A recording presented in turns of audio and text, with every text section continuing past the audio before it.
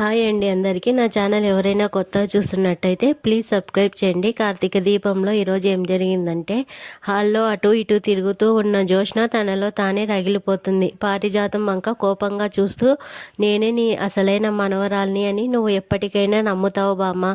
కానీ అప్పటికి ఈ ఆట ముగిసిపోతుంది. నువ్వు మళ్ళీ నీ పాత బట్టలు మూట సర్దుకొని ఈ ఇంట్లోంచి బయటకు వెళ్లాల్సిందే అని హెచ్చరించింది. ఇక పారిజాతం బిత్తరచూపులు చూస్తుండగా, నీకు ఆ గతి పట్టకూడదంటే నేను చెప్పినట్లు వినాల్సిందే. ఆ దాస్గాడు ఎక్కడున్నాడో ఎలా తెలుసుకోవాలి అని అడిగింది. ఇక పారిజాతం వెంటనే కాంచనకి ఫోన్ చేసింది. కార్తీక్, దీప ఇంకా ఇంటికి రాలేదేంటి అని ఆరా తీసింది. వారు గుడికి వెళ్లారని కాంచన చెప్పగానే పారిజాతం బుర్రలో అనుమానం మొదలైంది. ఇక దాస్ని కలవడానికైనా వెళ్ళారా? అదిగాక మన ఇంట్లో దశరథ కూడా కనిపించటం లేదు అని పారు అనగానే జోష్న ఒక్కసారిగా షాక్కి గురై కుప్పకూలిపోతుంది. తన ఉనికి ప్రమాదం పొంచి ఉందని ఆమెకు అర్థమైపోయింది.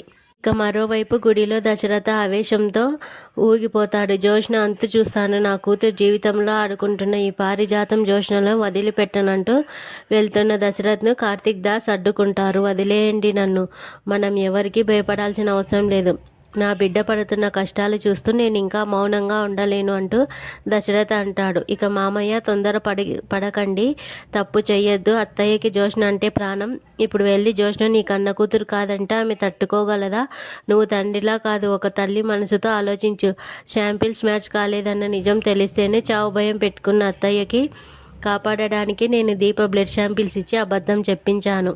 డాక్టర్ గారికి కూడా తెలుసు అని చెప్తాడు కార్తిక్. తన కళ్ళలో నీళ్లతో కానీ కార్తిక్ తనని కాపాడుకున్నది దీప అని తెలియక ఆ జోష్నని పూజిస్తోంది సుమిత్ర.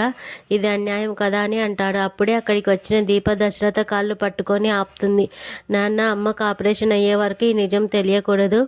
నా మీద ఒట్టు. జోష్న పారిజాతం దేనికైనా తెగించగలరు. ఇన్నాళ్ళు లేనిది ఇప్పుడు ఈ నిజం తెలిస్తే లాభం కంటే జరిగే నష్టమే ఎక్కువ.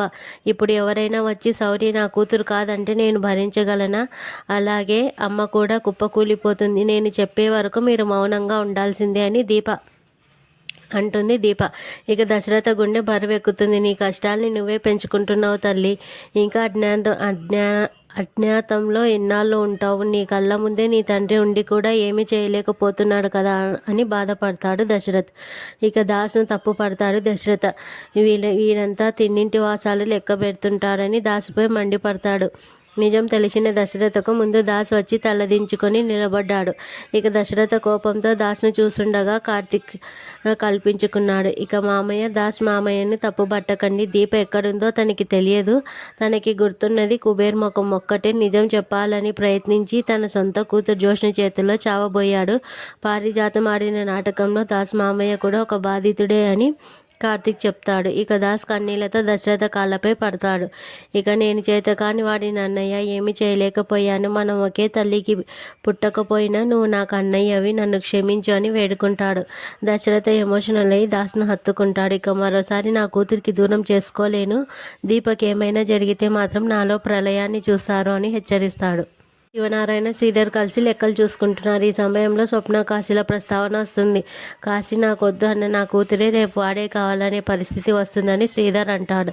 ఇక తన కొడుకు జీవితమే తనకు గుణపాఠమని తన తప్పు తెలుసుకున్నట్టు మాట్లాడాడు. ఇక నాకంటే గొప్పగా ఆలోచిస్తున్నావు అని శ్రీధర్పై శివనారాయణ ప్రశంసలు కురిపిస్తాడు. అదే సమయంలో జోష్న బయటికి వెళ్ళటానికి ప్రయత్నిస్తుండగా శివనారాయణ అడ్డుకున్నాడు. నీ నాన్న వచ్చే వరకు నువ్వు కాళ్ళు బయట పెట్టడానికి వీల్లేదని వార్నింగ్ ఇవ్వడంతో జోష్న భయంతో వెనక్కి తగ్గింది.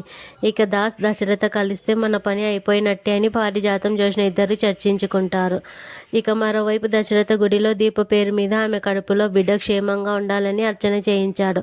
ఇక దీప కార్తిక్ పక్కకు పిలిచి, నేను బిడ్డను వదులుకుంటున్నట్లు నాన్నకు చెప్పకండి అని ప్రాధేయపడుతుంది. ఇక చివరిగా దశరథ అందరినీ చూస్తూ, నా కూతుర్ని నాకు దగ్గర చేసినందుకు మీ ఇద్దరికి థ్యాంక్స్. అందరికీ నిజం తెలిసే రోజు త్వరలోనే వస్తుంది. అప్పటి వరకు ఈ నిజాన్ని గుండెలో దాచుకుందాం అని అంటాడు. ఇక నిజం నీకు తెలిసిపోయింది కదా అన్నయ్య, నేను ఏమైపోయినా పర్లేదు అంటాడు. ఇక దాస్, ఎవరికి ఏం కాకూడదు, అందరూ క్షేమంగా ఉండాలి అంటాడు దశరథ. ఇంతటితో ఈరోజు ఎపిసోడ్ పూర్తవుతుంది.